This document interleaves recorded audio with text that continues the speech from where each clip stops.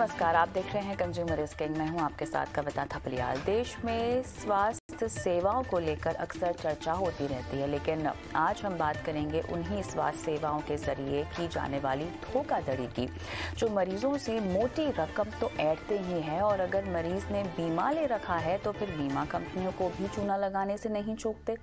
इसीलिए इंश्योरेंस कंपनियों के संगठन जनरल इंश्योरेंस काउंसिल ने ऐसे अस्पतालों के खिलाफ कार्रवाई करने का फैसला किया है जो फर्जीवाड़ा करते हैं। आज इसी मुद्दे पर हम बात करेंगे और जानने की कोशिश करेंगे कि आखिर कैसे हॉस्पिटल्स करते हैं बीमा कंपनियों के साथ फर्जीवाड़ा। हॉस्पिटल्स के फर्जीवाड़े में कैसे एक आम आदमी को होता है नुकसान और आम आदमी कैसे पकड़े हॉस्पिटल्स के ओवरचार्जिंग के बिल को। और इसके लिए हमारे साथ खास मेहमान भी जुड़ गए हैं। Doctor Bhavtosh Mishra, director claims underwriting and product, Niva Bupa health insurance, Shriram Khanna, managing editor Consumer Voice, और Rajesh Rai, advocate Supreme Court of India. आप सभी का स्वागत है इस बेहद खास पेशकश में। और खन्ना साहब, आपके पास आऊंगी सबसे पहले, क्योंकि इस पूरे मामले को बहुत ज़रूरी है कि हम आसान भाषा में हमारे दर्शकों को समझाएं कि आखिर किस तरह के फर्जीवाड़े की हम बात कर रहे हैं और किस तरह से ये केवल हॉस्पिटल्स के ओवरचार्जिंग का केस नहीं है, बल्कि कहीं ना कहीं इंश्योरेंस कंपनियों के साथ एक साठ गांठ के साथ ये एक आम आदमी पे प्रहार किया जाता है। मामला समझाइएगा सर।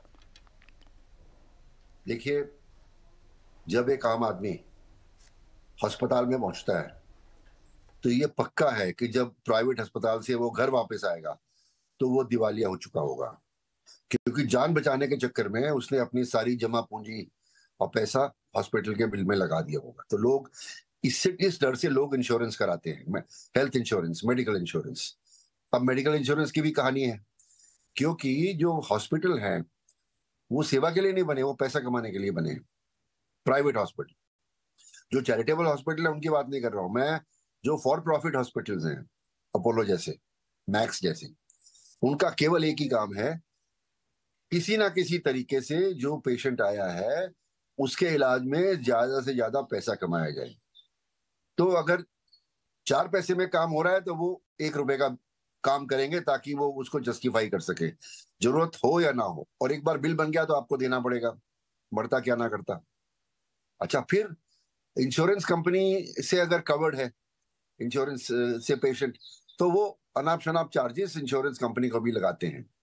अच्छा, पेशेंट को पता नहीं होता और उसके बिहाफ पे कोई ऐसा आदमी काम नहीं कर रहा जो हॉस्पिटल की बारीकियां, उनके चार्जेस की बारीकियां, ट्रीटमेंट की बारीकियां जानता हो। एक शब्द का इस्तेमाल करूंगा, गोल्ड प्लेटिंग। गोल्ड प्लेटिंग का मतलब यह है कि वो जो काम आपके लिए करते हैं, क्योंकि आप अनजान हैं, तो वो सबसे महंगा वाला आपके नाम पे लगा देंगे, उसकी जरूरत हो या ना हो। और फिर उनके डॉक्टर जस्टिफाई करेंगे, नहीं साहब ये तो जरूरी था। और इस कारण से या तो पेशेंट को और या इंश्योरेंस कंपनी को ज्यादा पैसा देना पड़ता है।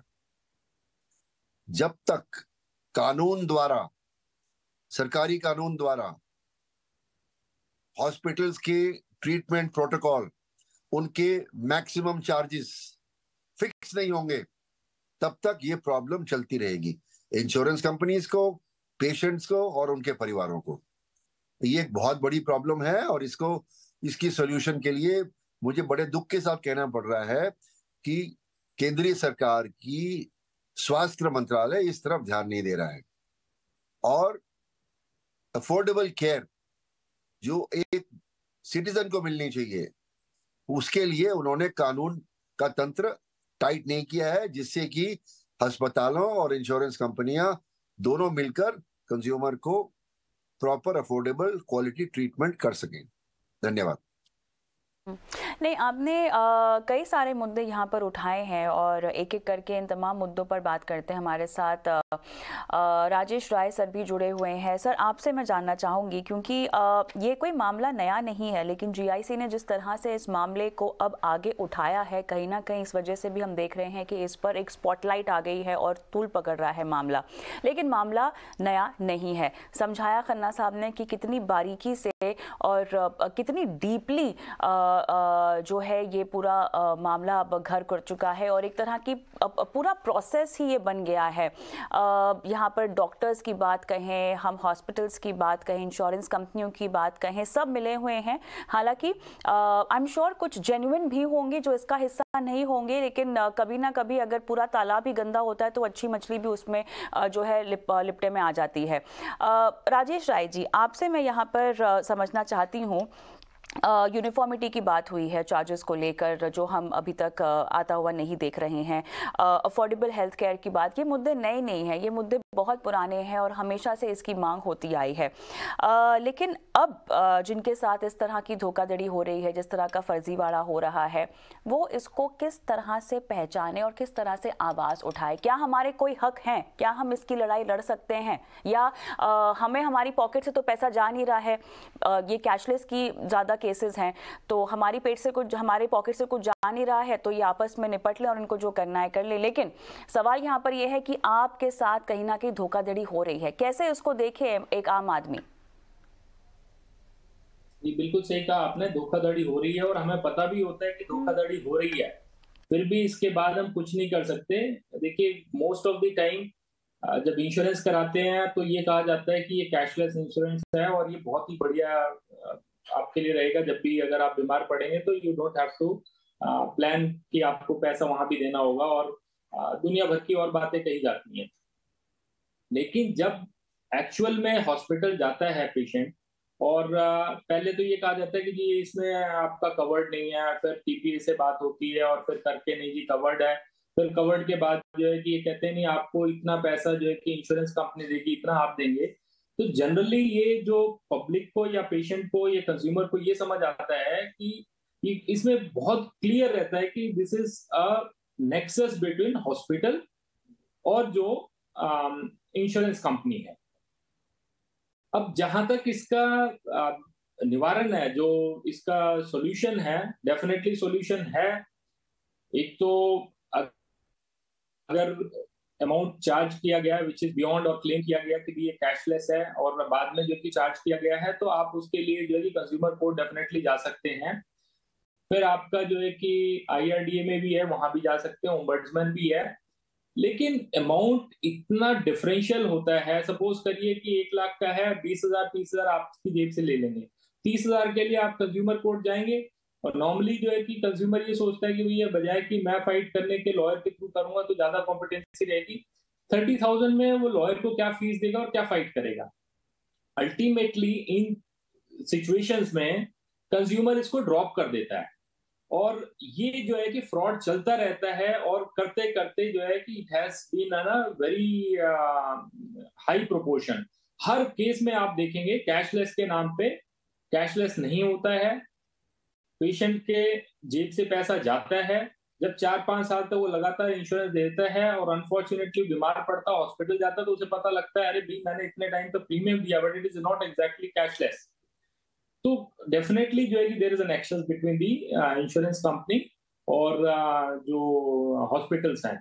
और अगर इसका निवारण किया जाए तो बहुत अच्छा रहेगा। आई डोंट नो, अनलेस एक विल पावर नहीं होगी। आज आपने ये बात उठाई है, लेट अस सी क्या होता है। अभी भी मुझे इसमें लग रहा है कि एट प्रेजेंट कोई बहुत इफेक्टिव नहीं है, इसमें इफेक्टिवनेस की जरूरत है। पर एज टुडे जो IRDA है, NHA है, ये कह रहे हैं कि हम इस पे करेंगे और आगे जाएंगे। अनलेस इंटेंशंस क्लियर नहीं होंगे, नहीं होगा। और जैसा खन्ना साहब ने कहा, ये प्रॉफिट के लिए कमाते हैं, देखिए इसमें कोई सर्विस नहीं है। इनको जो हॉस्पिटल्स मिलते हैं वो सब्सिडाइज रेट पे लैंड मिलती है और सब कुछ होता है। और बाद में जो है कि हॉस्पिटल्स में जिस तरीके से कोविड के टाइम पे देखा होगा आपने, और उसके बाद भी और उससे पहले भी, this is total a profit making organisation. और इंश्योरेंस के साथ भी यही है तकरीबन। और दिस इज हाई टाइम, इस टाइम पे कुछ रेगुलेशंस जरूर आने चाहिए जिससे हम इसको प्रोटेक्ट कर सकें। जो आज के लॉज हैं वो इतने कारगर नहीं है। जी बिल्कुल बिल्कुल सही मुद्दा आपने उठाया कि एक तो ध्यान नहीं है और दूसरा जो कानून है वो भी इतना कारगर नहीं है कि एक आम आदमी की रक्षा कर सके। लेकिन भवतोष जी, देखिए, हेल्थ एक ऐसा मुद्दा है या इंश्योरेंस ही एक ऐसा मुद्दा है जो हम कहते हैं कि कभी क्लेम करना ही ना पड़े तो आपके लिए बहुत अच्छा है, ठीक है। और जिस तरह से हम मेडिकल इन्फ्लेशन को देखते हैं, आपके खाने पीने की महंगाई से ज़्यादा जल्दी जो है आपकी मेडिकल इन्फ्लेशन की दर जो है वो बढ़ती रहती है, और इसीलिए बहुत ज़रूरी है देश में लोगों के पास इस तरह की जागरूकता होना कि अपने आप को सही तरह के मेडिकल कवर से कवर करें। हम अपने चैनल पर तमाम तरह के शोज करते हैं इसके लिए, लेकिन अब जो प्रॉब्लम सामने आ रही है कहीं ना कहीं उससे तो उन्हीं लोगों का उल्लू बन रहा है ना जो इसको एक बहुत ही महत्व का कवर समझते हैं, है ना, एक रिस्क कवर के तौर पे ट्रीट करते हैं।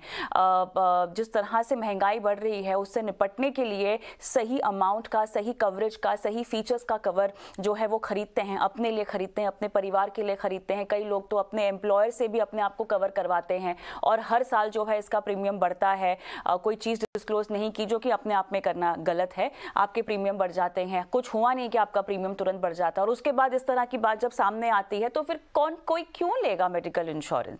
उससे अच्छा तो यही है ना कि हम पैसे इन्वेस्ट कर लें, इमरजेंसी फंड बना लें, जब जरूरत हो तो उन्हीं पैसों से लेकर इलाज करवा लें। नहीं, बिल्कुल सही बात की है आपने। और आज के दौर में जो स्वास्थ्य बीमा है वो अनिवार्य हो गया है इस वजह से, क्योंकि मेडिकल इन्फ्लेशन जो जनरल इन्फ्लेशन होता है, मुद्रास्फीति, उससे करीब करीब 4 से 7% आगे चलता है। और आपने देखा होगा आजकल अगर सिंपल वायरल फीवर, गैस्ट्रोएंटेरिटिस के लिए भी अस्पताल जाए कोई, तो कोई भी बड़े हॉस्पिटल में लाख वर्ग के ऊपर तो बिल आ ही जाता है।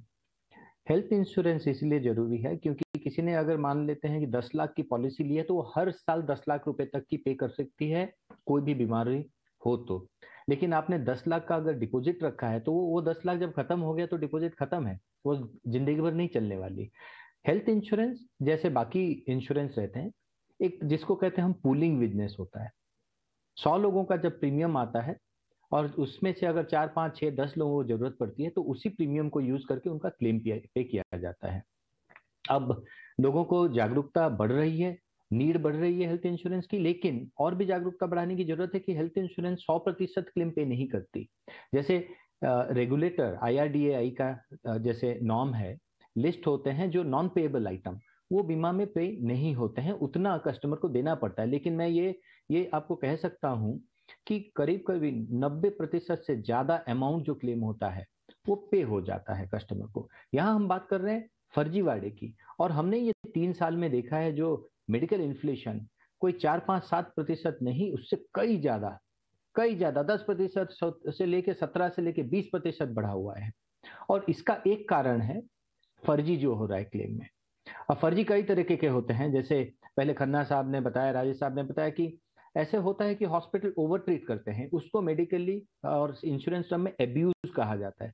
हम देख रहे हैं फर्जी जहां पेशेंट एडमिटेड ही नहीं था हॉस्पिटल में।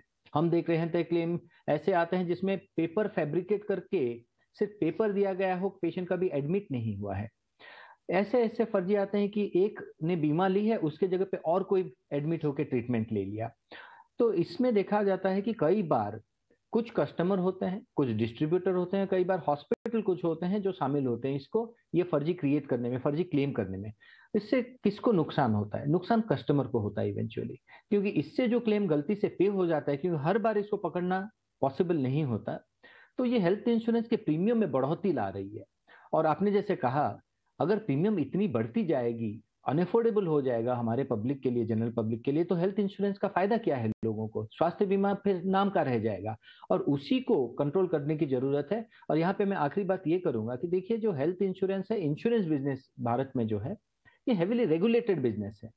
कम से कम ऑम्बुड्समैन और जो सब हैं, कंज्यूमर फोरम, वो तो है ही कस्टमर के लिए, बट इसके अलावा भी कैसे प्रोडक्ट हो, कैसे प्राइसिंग हो, क्या कंप्लेंट हो कोई, तो IRDA को कर सकता है। ये सब है, IRDA is the regulator of health insurance and insurance in India.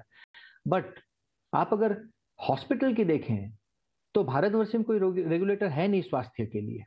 As such health is a state subject, राज्य का ये सब्जेक्ट है, सेंट्रल गवर्नमेंट का सब्जेक्ट है नहीं हेल्थ। तो उसके कारण भी काफी सारा हमको तकलीफ झेलनी पड़ती है, कस्टमर को भी तकलीफ झेलनी पड़ती है। और ये बहुत जरूरी है कि some form of a regulator और regulation should come in health care as well.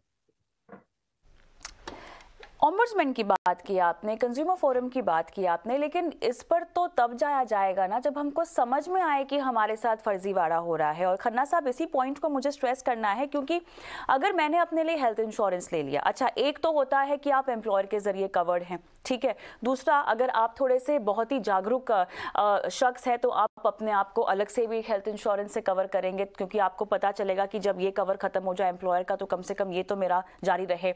ऐसे में आपके पास दो तरह के कवर है। अब आप जब हॉस्पिटलाइज होते हैं, डॉक्टर्स आपको डरा देते हैं, और आजकल तो ये तो आम बात है कि अगर आप एक सर्दी जुकाम के लिए भी अगर हॉस्पिटलाइज हो रहे हैं तो आपको तमाम तरह के टेस्ट करा दिए जाएंगे, ठीक है। अब यहाँ पर मेंटालिटी या मानसिकता खन्ना जी ये होती है कि अच्छा टेस्ट कराना है, 24 घंटे आपको दिखाना पड़ेगा एडमिशन, जितने टेस्ट होने हैं आप करा लो, क्योंकि हमारे पास तो इंश्योरेंस का कवर मौजूद है और ये सब कुछ कवर में कवर्ड हो जाएगा। ये जो मानसिकता है, मेरे ख्याल से यहाँ पर जागरूकता की जरूरत है, क्योंकि कहीं ना कहीं अनजाने में ओवरचार्जिंग हो रही है और आपके जानते हुए हो रही है। खन्ना साहब देखिए, जो हॉस्पिटल्स हैं ये कॉर्पोरेट हॉस्पिटल्स हैं, प्राइवेट हॉस्पिटल, इसमें सैकड़ों करोड़ों रुपया इन्वेस्ट किया गया है इन्वेस्टर्स द्वारा प्रॉफिट के लिए। आप एक्सपेक्ट करें कि ये सेवा आपकी करेंगे तो आपकी बेवकूफी है। और जब मजबूरी होती है, आप सरकारी हॉस्पिटल में जाते हो, वहां ट्रीटमेंट में लाइन लगी हुई है, आपको लगता है कि मेरी ट्रीटमेंट ठीक नहीं होगी, टाइम लगेगा, तो आप भागते हैं जान बचाने के लिए, और वहां वो खड़े हैं द्वार खोल के आपके स्वागत के लिए, और आपके पास जानकारी नहीं है।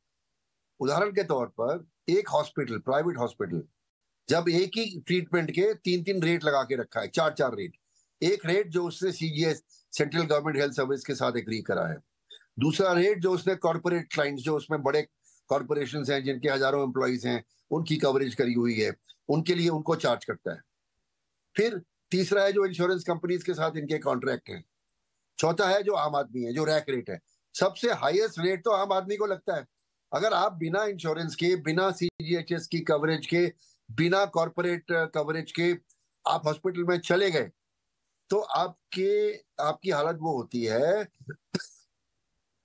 जो लास्ट मिनट पे आप पहुंचते हो खरीदने के लिए, और दुकानदार कहता है जी आप इतने पैसे दोगे तो आपका काम होगा, नहीं तो नहीं। तो आप मरता क्या ना करता, आपको देना पड़ता है। तो ये बहुत एक डिस्क्रिमिनेटरी और गैर कानूनी काम है, और ना हेल्थ मिनिस्ट्री ने, सेंट्रल गवर्नमेंट की, ना स्टेट गवर्नमेंट्स की हेल्थ मिनिस्ट्री से इस तरफ ध्यान दिया है, ना IRDAI ने ध्यान दिया है। और अभी जनरल इंश्योरेंस काउंसिल वाले जो शोर मचा रहे हैं, ये इसलिए मचा रहे हैं कि जो इन्होंने नियम बनाए हैं, जो इन्होंने एग्रीमेंट्स करी है हॉस्पिटल के साथ, हॉस्पिटल वालों ने उनको अंडरमाइन करना शुरू कर दिया है और इनके हाथ से बाहर निकल गया है। हालांकि कॉस्ट मिनिमाइज होने चाहिए, पर वो मैक्सिमाइज हो रहे हैं क्योंकि लोगों की प्रॉफिट बनाने की क्षमता है। और जो फ्रॉड भी हो रहा है वो भी प्रॉफिट के लिए हो रहा है। आम पेशेंट फ्रॉड नहीं करता है। ये जो इंटरमीडियरीज हैं, हॉस्पिटल के अंदर लोग घुसे हुए हैं जो पैसा बनाना चाहते हैं बेईमानी से, वो करते हैं। और मेरा ये मानना है कि इंडियन पिनल कोड में धोखाधड़ी, चीटिंग के कई प्रावधान हैं, तो क्यों नहीं हॉस्पिटल्स के एम्प्लॉइज को या ऐसे लोग जो फ्रॉड कर रहे हैं उनको प्रोसिक्यूट करते और उनको CRPC में उनके खिलाफ FIR लिखा के उनके खिलाफ IPC में कार्रवाई होती। ये करना जरूरी है, क्योंकि जब तक डर नहीं होगा कि बेईमानी करने से जेल जा सकते हैं, तब तक वो होती रहेगी, और वो हो रही है। और उससे सबसे बड़ा नुकसान आम पेशेंट्स को हो रहा है। देखिए, मेरा तो ये मानना है आज की डेट में एक गरीब परिवार, एक लोअर मिडिल क्लास परिवार, अगर कोई आदमी बीमार हो जाता है और वो प्राइवेट हॉस्पिटल में चला जाता है, तो वो निकलेगा तब जब वो उसका परिवार दिवालिया हो जाएगा। आपको बेचने पड़ जाएंगे अपने एसेट्स को, वो हॉस्पिटल का बिल चुकाते चुकाते, और आपके पास ना जानकारी है, ना समझ है, ना लड़ने की क्षमता है, और कोई आपकी मदद को तैयार नहीं है। मेडिकल एसोसिएशंस जो हैं वो डॉक्टर्स के इंटरेस्ट को प्रोटेक्ट करती हैं, हॉस्पिटल जो है अपने इन्वेस्टर्स के इंटरेस्ट को प्रोटेक्ट करते हैं। IRDAI जो है वो ज्यादातर इंश्योरेंस कंपनी से इन्फ्लुएंस्ड है, कंज्यूमर्स की वो बात ही नहीं सुनता, कोई डायलॉग ही नहीं करता कंज्यूमर्स के साथ और उनकी संस्थाओं के साथ। और इस सिचुएशन में सेंट्रल गवर्नमेंट और स्टेट गवर्नमेंट्स दोनों जिम्मेदार हैं आम आदमी को इन मुश्किलों में धकेलने के लिए, और उनके लिए कोई संरक्षण हो। ऐसा फॉर एग्जाम्पल मैं आपको बताऊंगा कि नेशनल ह्यूमन राइट्स कमीशन ने कई साल पहले पेशेंट्स राइट्स का चार्टर बनाकर भेजा था सेंट्रल गवर्नमेंट के पास। सेंट्रल गवर्नमेंट ने उसमें कई साल लगा दिए अप्रूव करने में। तो सेंट्रल गवर्नमेंट अगर IMA या मेडिकल काउंसिल की कोई बात आती है तो 10 दिन में तय कर देता है, और यदि पेशेंट्स के हक की कोई बात आती है तो उसमें कई साल लग जाते हैं। ये बड़े दुख की बात है कि हमारी जनता को, जिनसे आप बड़े बड़े जुमले लगाकर वोट लेते हो, और अंत में जब वो अपने इलाज के लिए पहुंचते हैं तो उनकी हजामत बनती है। ये बात सही है कि कुछ प्रदेश सरकारों ने कुछ कदम उठाए हैं, जैसे दिल्ली की आप सरकार ने कुछ कदम उठाए हैं कि कुछ तरह के ऑपरेशंस वगैरह फ्री होंगे, पर वो कितने हैं?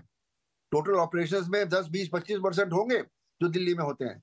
अभी आपने देखा राजस्थान में, राजस्थान की कांग्रेस सरकार ने, गहलोत साहब ने एक फरमान जारी किया कि एक्सीडेंट्स के विक्टिम्स को फ्री ऑपरेशन, फ्री ट्रीटमेंट होगा प्राइवेट हॉस्पिटल में। तो क्या हुआ? तमाम राजस्थान के प्राइवेट हॉस्पिटल हड़ताल पे बैठ गए और इनको नेगोशिएट करके कोई ऐसा रास्ता निकालना पड़ा जिसमें वो पूरा जो प्रॉमिस कर रहे थे वो नहीं दे पाएंगे।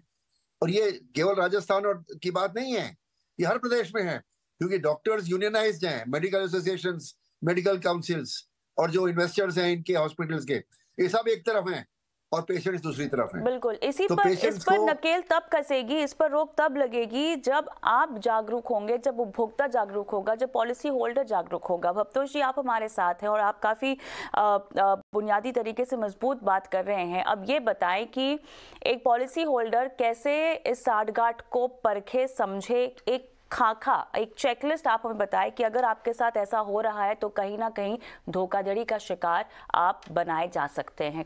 टिप्स दीजिए। बिल्कुल, पहली बात तो कि सवाल करना शुरू करें। हमने देखा है कि कई बार जब इंश्योरेंस कंपनी जब हमारे जो ट्रीटमेंट का खर्च दे रही है तो हम सवाल नहीं करते अस्पताल को। ये गलत बात है। हमें वैसे ही बिहेव करना है जैसे ये पैसे हमारे ही हो, क्योंकि प्रीमियम हमने भरा है इसका। तो सवाल करें अस्पताल को कि ये ट्रीटमेंट क्यों है, दूसरा कोई ट्रीटमेंट क्यों नहीं है, ये टेस्ट क्यों करवाया जा रहा है। जैसे काफी महंगे महंगे टेस्ट होते हैं कुछ कुछ केसेस में, जैसे CT स्कैन, MRI, और कई बार ऐसा होता है कि उसका कोई रिलेशन ना हो जो बीमारी हुई है उससे। तो सवाल करें, क्योंकि हमने कई केस देखे हैं। भारत में ज्यादातर लोग 2, 4, 3, 5 लाख, ऐसे 5 लाख से कम का सम इंश्योर्ड लेते हैं, और जो कि काफी इनएडिक्वेट होता है बड़े शहरों में। ऐसा होता है कई बार कि किसी ने ट्रीटमेंट ली और उसमें करीब करीब पूरे के पूरे सम इंश्योर्ड खत्म हो गए। अगली बार घर में किसी और को जरूरत पड़ी और सम इंश्योर्ड ही खत्म हो गया है। वो खर्चा पूरा अपने जेब से देना पड़ता है कस्टमर्स को। और ये बहुत जरूरी कस्टमर के लिए है कि अपना सम इंश्योर्ड को प्रोटेक्ट करें। एप्रोप्रिएट कॉस्ट निश्चित रूप से अस्पताल में बात करें, हर रोज पूछे कितना खर्चा हुआ है। दूसरी बात, इंश्योरेंस कंपनीज जब भी कोई क्लेम आता है तो कस्टमर को मैसेज करते हैं, ईमेल करते हैं, SMS, व्हाट्सएप करते हैं, कई जगह चिट्ठियां लिखते हैं। वो जरूर पढ़ें, क्योंकि ये सामने आ रहा है कि कुछ कुछ जैसे तत्व हैं, लोग ऑर्गेनाइज क्राइम है, जो कुछ लोगों के नाम पे बीमा लेके या कुछ लोगों से बीमा करवा के उनके नाम पे क्लेम डालते जा रहे हैं। और ये कुछ कुछ प्रदेशों में, कुछ कुछ एरियाज में बहुत ही ज्यादा रैम्पेंट हो चुका है।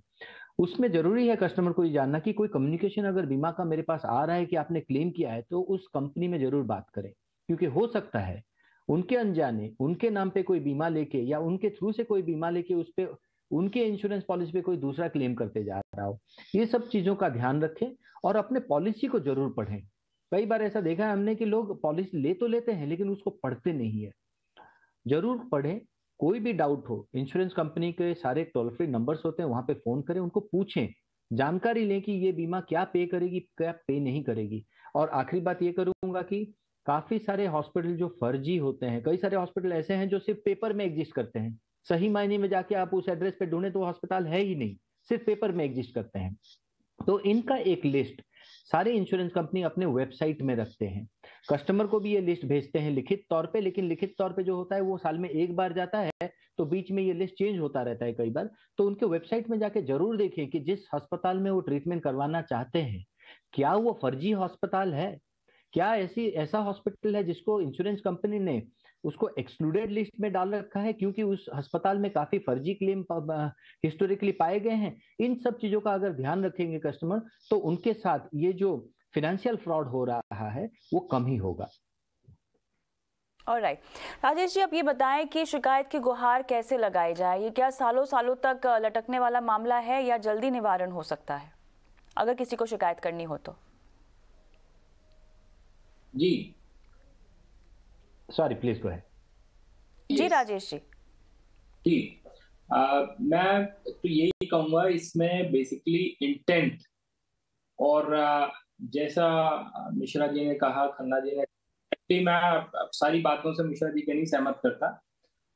ये रिस्पॉन्सिबिलिटी इंश्योरेंस कंपनी की है कि अगर कोई गलत क्लेम हो रहा है वो देखे भी वो गलत क्लेम है, उसमें जेन्युइन पर्सन क्यों पिस रहा है। दूसरा, जो रेगुलेशंस हैं, जो कॉस्ट है कि भी इस चीज की इतनी कॉस्ट होनी चाहिए, और हॉस्पिटल के साथ जो टाई अप है वो 100% जो है कि अगर कैशलेस है तो कैशलेस होना चाहिए। इसमें जैसा फ्रॉड एलिमेंट भी है, मतलब डिसीव किया जाता है, इंड्यूसमेंट है और पैसे मिसअप्रोप्रिएट किए जाते हैं, पर ये सारे जो डॉक्यूमेंट्स रहते हैं या तो हॉस्पिटल वालों के पास रहते हैं या टीपीए पे चले जाते हैं, इंश्योरेंस पे। तो वहां पे भी जो है कि कंज्यूमर को बहुत दिक्कत होती है जब अगर फ्रॉड एस्टेब्लिश करना हो। बिल्कुल। इसलिए आप सुनेंगे कि इनके खिलाफ धोखाधड़ी और उसमें ज्यादातर जो है वो एफआईआर नहीं हो पाता है। हम डॉक्यूमेंट्स मांगते रहते हैं, हॉस्पिटल कहता है कि हमारे पास डॉक्यूमेंट्स यहाँ है वहां है करके वो अवॉइड करता है, वो आपको नहीं देता है, और फिर इंश्योरेंस कंपनी के पास चले जाता है, इंश्योरेंस कंपनी नेक्सस है। मैं बहुत क्लियर कह रहा हूँ, नेक्सस है। एब्सोल्युटली। मेरे पास केवल 30 सेकंड का वक्त है। खन्ना साहब, आप कुछ बोलना चाह रहे थे, बताइए सर। ये बताना चाहता हूँ, अभी ये कह रहे थे कि कंज्यूमर सवाल नहीं पूछता, आजकल वो बहुत सवाल पूछ रहा है, और उसका आपको प्रमाण चाहिए तो आप देखिए हिंदुस्तान की जितनी कंज्यूमर कोर्ट्स हैं, सबसे ज्यादा वहां मुकदमे कंज्यूमर्स ने इंश्योरेंस कंपनीज के खिलाफ चलाए हुए हैं। इंश्योरेंस कंपनीज और कंज्यूमर्स के बीच में भीषण लड़ाई चल रही है। हजारों केस कंज्यूमर कोर्ट्स में, हर स्टेट में, नेशनल लेवल पे, स्टेट लेवल पे, डिस्ट्रिक्ट लेवल पे चल रहे हैं। और इसका एक कारण ये भी है कि इंश्योरेंस कंपनीज भी झूठ बोलकर कंज्यूमर को बेच रही हैं इंश्योरेंस की, वो कवरेज है नहीं और बोल देती हैं, और जब उसको जरूरत पड़ती है तो मना करती हैं। तो कहीं ना कहीं पूरी जिम्मेदारी जो है, सतर्कता की जिम्मेदारी खासतौर से पॉलिसी होल्डर पर आकर बैठ जाती है, और इंतजार है अब और कड़े कानूनों का और सतर्कता से उपभोक्ताओं के बाहर आकर शिकायत करने का। बहुत बहुत धन्यवाद इसी के साथ आप सभी का इस खास पेशकश में शामिल होने के लिए। मुझे भी इजाजत दें, नमस्कार।